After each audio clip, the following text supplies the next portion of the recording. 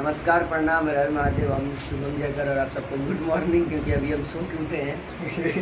बहुत सोते हैं। और एक फायदा है लॉकडाउन लग जाने से, नींद पूरा हो जा रहा है। नींद पूरा हो रहा है और काम कम हो रहा है और खाने को ज्यादा मिल रहा है, तब इनकी बॉडी बनेगी, थोड़ी इम्प्रूव होगी। अब ये इनकी बॉडी बनेगी। मैं इनको आज सलाह भी दूंगा कि ये जिम ज्वाइन खाने से ज्यादा जिम कहाँ खुला है भैया? आप क्या भड़काना चाहते हैं पब्लिक को?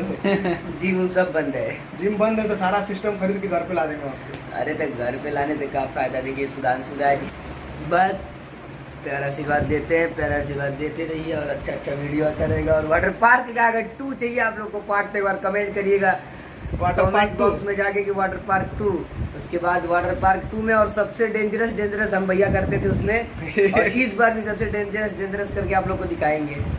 तो बस बने रहिए वीडियो में और लाइक सब्सक्राइब शेयर करिए और पार्ट 2 लिखना ना भूलिएगा। पार्ट 2 कमेंट में डालिए और जैसे ही लॉकडाउन खुलेगा सबसे पहले पार्ट 2 आएगा आप लोगों के लिए और सबसे हार्ड करके दिखाया जाएगा। इस बार अच्छे से वीडियो शूट किया जाएगा प्रोफेशनल तरीके से।